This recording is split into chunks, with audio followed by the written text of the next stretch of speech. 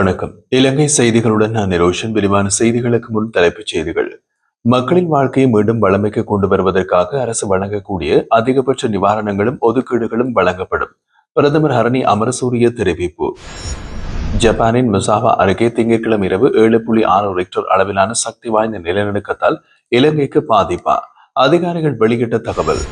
ஆஸ்திரேலியாவின் ஜெட்ஸ்டார் விமான நிறுவனம் இலங்கைக்கான நேரடி விமான சேவையை ஆரம்பிக்க உள்ளதாக தகவல். சீரற்ற காலனியால் பெரிதும் பாதிக்கப்பட்ட மக்களுக்கு அவசர நிவாரண உதவிகள் வழங்கியதற்காக தமிழக முதல்வர் மு.க.ஸ்டாலினுக்கு நன்றி தெரிவித்துள்ள அமைச்சர் விஜித ஹேரத். தொடர்வது விரிவான செய்திகள். மக்களின் வாழ்க்கையினை மீண்டும் வளமை நிலைக்கு கொண்டு வருவதற்காக அரசு வழங்கக்கூடிய அதிகபட்ச நிவாரணங்களும் ஒதுக்கீடுகளும் வழங்கப்படும் எனவும் இந்த நிவாரணங்கள் விரைவாக மக்களிடம் சென்றடைய பிரதேச மட்ட அதிகாரிகளின் வெனித்திறனான ஒத்துழைப்பு அவசியம் என்றும் பிரதமர் கலாநிதி ஹரணி அமரசூரிய தெரிவித்துள்ளார்.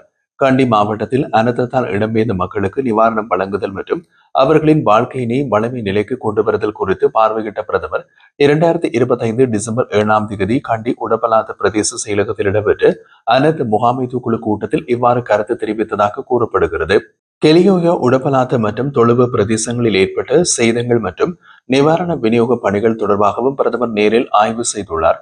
இதன்போது உடப்பலாத்த மற்றும் தொழுவ பிரதேசங்களில் மின்சாரம் பெருமளவில் வளமை நிலைமைக்கு திரும்பிக் கொண்டதாகவும் முக்கிய வீதிகள் திறக்கப்பட்டுள்ளதோடு கிராமிய வீதிகள் துப்புரவு செய்யப்பட்டு வருவதாகவும் அதிகாரிகள் தெரிவித்தனர். மேலும் குடிநீர் வழங்கல் நடைபெற்று வருவதோடு தகவல் தொடர்பு வலையமைப்பு ஒரு சீராகியதும் வங்கி சேவைகளும் மீண்டும் வளமை நிலைக்கு கொண்டு வரப்படும் என்று அவர்கள் குறிப்பிட்டனர். சந்திப்பில் பிரதமர் மேலும் குறிப்பிடுகையில், அனர்த்தத்திற்குள்ளான மக்களின் வாழ்க்கையினையும் பொருளாதாரத்தையும் மீண்டும் நிலைநிறுத்த நாம் அனைவரும் மீண்டலும் மனப்பாங்குடன் அர்ப்பணிப்புடனும் செயல்பட வேண்டும். குறிப்பாக பாதுகாப்பு முகாம்களில் உள்ள குழந்தைகளின் மனநலனை அதிக முக்கியத்துடன் கவனிக்க வேண்டும். இந்த பேரழிவில் மக்களின் உயிர்களை காப்பாற்ற முடிந்ததற்கான முக்கிய காரணம் அனைத்து அனுபவங்களை கருத்தில் கொண்டாமல் நீங்கள் காட்டிய அர்ப்பணிப்பும் தன்னலமற்ற பணியும் தான். இந்த மிக இக்கட்டான சூழ்நிலையில் தங்களது கடமைகளை தாண்டியும் அர்ப்பணிப்புடன் செயல்பட்டு அனைவருக்கும் தமது மனமார்ந்த நன்றியை தெரிவித்துக் கொள்வதாக பிரதமர் குறிப்பிட்டிருந்தார். கிளிநொச்சி மாவட்டத்தில் முல்லைத்தீவு A35 பிரதான சாலையின் வெள்ள அனர்த்தத்தால் சேதமடைந்த பாலம் இந்திய ராணுவ பொறியியல் அணியினால் புனரமைக்கப்பட்டு வருகிறது. இந்த புனரமைப்பு பணியில் ஈடுபடும் 37 இந்திய ராணுவத்தினர் இன்றைய தினம் கிளிநொச்சிக்கு வந்து உடனடியாக புனரமைப்பு பணிகளை ஆரம்பித்திருந்தார்கள். இவர்கள் செயலில் ஈடுபடுவதிலும் இலங்கை ராணுவத்தினரும் வீதி அபிவிருத்தி அதிகார சபை அதிகாரிகளும் இணைந்து உதவி செய்துள்ளனர்.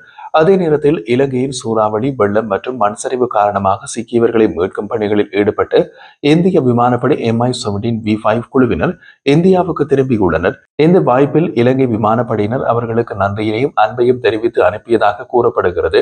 இதற்கிடையில் வெளிநாடுகளிலிருந்து அனைத்து நிவாரண உதவிகளை நிர்வகிக்க பாதுகாப்பு பிரதியான அமைச்சர் தலைமையிலே தேசிய உயர்மட்ட குழு ஒன்று நியமிக்கப்பட்டுள்ளது. இந்த குழு வெளிநாடுகளில் இருந்து வரும் உதவிகள் மற்றும் உபகரணங்கள் அனர்த்தத்தால் பாதிக்கப்பட்டவர்களுக்கு சரியாக மற்றும் நேர்மையாக செல்லுமாறு உறுதி செய்யும் என்று அவர் தெரிவித்தார். ஜப்பானின் மிசாவா அருகே இன்று திங்கட்கிழமை அளவில் 7.6 ரிக்டர் அளவிலான சக்தி வாய்ந்த நிலநடுக்கம் ஏற்பட்டதாக தெரிவிக்கப்பட்டுள்ளது. எனினும் இந்த நிலநடுக்கம் இலங்கைக்கு எந்தவித அச்சுறுத்தலும் இல்லை என்பதை அதிகாரிகள் உறுதிப்படுத்தினர். வளிமண்டலவியல் திணைக்களம் வெளியிட்ட தகவலின்படி இலங்கை நேரப்படி இரவு 7:45 மணியளவில் நிலநடுக்கம் பதிவாகி இருந்தாலும் இதனால் சுனாமி உருவாகும் அபாயம் அல்லது பிற தாக்கங்கள் இலங்கைக்கு ஏற்படும் சாத்தியம் இல்லை என்று தெரிவிக்கப்பட்டுள்ளது. பொதுமக்கள் தேவையற்ற அச்சத்தில் ஆள வேண்டாம் என்றும் உறுதிப்படுத்தப்படாத தகவல்களை பகிர்ந்திடாமல் இருந்து கொள்ளவும் அதிகாரிகள் கேட்டுக் கொள்ளப்பட்டுள்ளார்கள். இந்த நிகழ்வு இலங்கையினை எந்த வகையிலும் பாதிக்கவில்லை என்பதையும் அவர்கள் வலியுறுத்தினர். உலகளாவிய நில அதிர்வு செயற்பாடுகளை தொடர்ந்து கண்காணித்து வருவதாகவும் தேவையானால் மேலதிக அறிவிப்புகள் வெளியிடப்படும் என்றும் வளிமண்டலவியல் திணைக்களம் தெரிவித்துள்ளது. ஆஸ்திரேலியாவின் ஜெட்ஸ்டார் விமான நிறுவனம் இலங்கைக்கான நேரடி விமான சேவைகளை ஆரம்பிக்க உள்ளதாக தகவல்கள் வெளியாகியுள்ளன. இந்த சேவை 2026ஆம் ஆண்டு ஆகஸ்ட் மாதம் 25ஆம் தேதி மெல்பர்னில் இருந்து கொழும்பு நோக்கி தொடங்கப்பட உள்ளதாக ஜெட்ஸ்டார் நிறுவனத்தின் தலைமை நிர்வாக அதிகாரி ஸ்டெபனி டெல்லி தெரிவித்துள்ளார். 2026 ஆகஸ்ட் மாதம் முதல் மெல்பர்ன் கொழும்பு வழித்தடத்தில் வாரத்திற்கு 3 நேரடி விமானங்கள் சேவையாற்றும் என்று அறிவிக்கப்பட்டுள்ளது.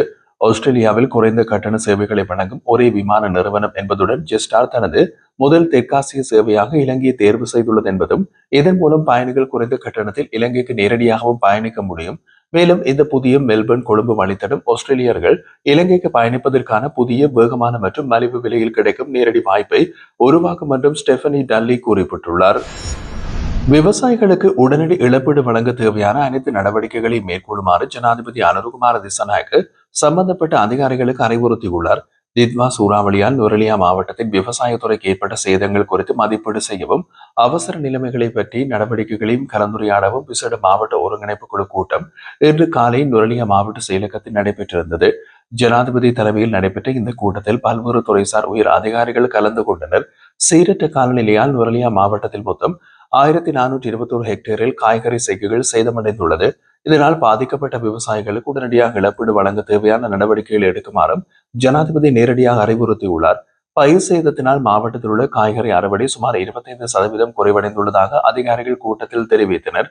எனினும் நுரலியாவிலிருந்து தினசரி காய்கறி விநியோகம் வழக்கம் போலவே நடைபெற்று வருவதாகவும் அவர்கள் குறிப்பிட்டிருந்தார்கள். நுரலியாவில் காய்கறி தட்டுப்பாடு ஏற்பட்டுள்ளது மற்றும் விலைகள் அதிகரித்துள்ளன என்ற தவறான செய்திகளை சந்தையில் குழப்பத்தை ஏற்படுத்தியுள்ளதாகவும் உண்மையில் கேள்வியில் குறைவு ஏற்பட்டதாகவும் அதிகாரிகள் விளக்கியுள்ளனர். செம்மணியில் அமைந்துள்ள அணையா விளக்கு நினைவு தூவி சேதப்படுத்தப்பட்ட சம்பவத்தை கடும் கண்டனத்துடன் கடல் தொழில் மற்றும் நீரியல் கடல் வளங்கள் அமைச்சர் ராமலிங்கம் சந்திரசேகர் தெரிவித்துள்ளார்.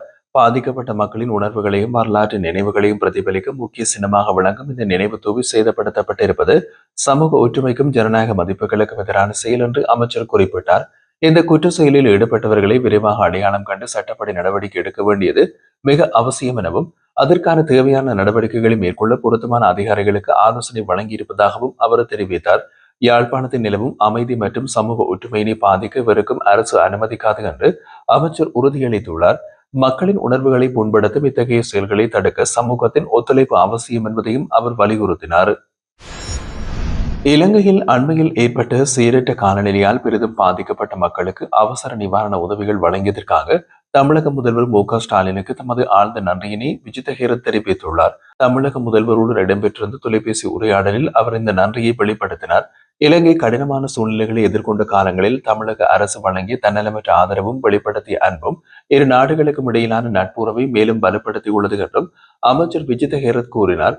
மேலும் இலங்கை தமிழகம் இடையான மக்கள் மட்டத்திலான தொடர்புகள் அடுத்த ஆண்டுகளில் இன்னமும் பலவடையும் என்ற நம்பிக்கையினையும் அவர் தெரிவித்திருந்தார்.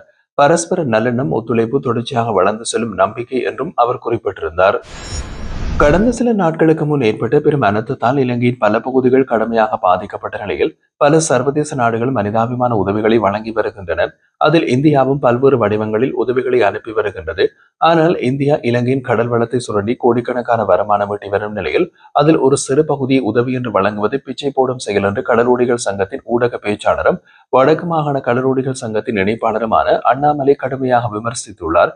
அவர் மேலும் கூறிய போது எமது கடல் வளத்தை இந்திய மீனவர்கள் சுரண்டி பெரும் வருமானம் ஈட்டுகின்றார்கள். பின்னர் அந்த லாபத்திலிருந்து சில பொருட்களை உதவி என்ற பெயரில் வழங்கி தாம் கொடையாளிகளாக உலகுக்கு நடிப்பது கபடமான செயல்.